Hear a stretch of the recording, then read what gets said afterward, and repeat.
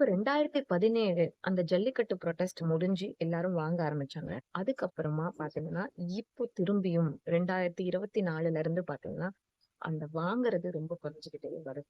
ஏன்னா நாட்டு மாடுகள் வைத்துக்கொண்டு கமர்ஷியல் பிசினஸ் பண்ணணும். கோசாலை நடத்தி நான் பெரிய ஆள் ஆகணும். நான் ஆன்டர்பிரினர் ஆகணும் அப்படின்றது கண்டிப்பா சாத்தியம். ஏன்னா, இப்ப வந்து கவுடங்ன்றத வந்து ப்ரவுன் கோல்ட் அப்படின்னு சொல்றாங்க. வெளிநாட்டுக்கெல்லாம் நம்ம எக்ஸ்போர்ட் பண்ணலாம். நெறைய விஷயம் இருக்கு. நாங்க எவ்வளவோ பிசினஸ் இருக்கும்போது, ஒரு மாட வாங்கி நான் அத கமர்ஷியல் பிசினஸ் பண்றேன்றதுக்கு வந்து ஒரு மனசுல ஒரு உறுதி வேணும். சரிங்களா? சோ இத பண்ற ஆட்கள் பார்த்தீங்கன்னா, ரொம்ப ரொம்ப ரொம்ப கம்மி. ஆர்கானிக் ஃபார்மிங் பண்றவங்களும் இந்த மாடுகள் வாங்கி வளர்க்கலாம். அங்கேயும் சில எச்சரிக்கைகள் நுழைந்துடுறாங்க. அது மட்டும் இல்லாம கோசாலை அப்படின்னு சொல்லி பலவிதமான நாட்டு மாடுகள் இருக்குது அப்படின்ற இடங்கள்ல பால் விற்பனைக்காக ஜெர்சி உள்ள ஏற்றப்படுது. இந்த மாரி நெறைய விஷயங்கள் நடந்து கொண்டிருக்கு.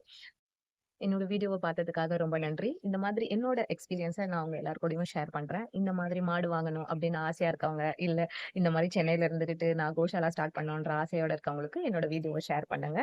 Thank you.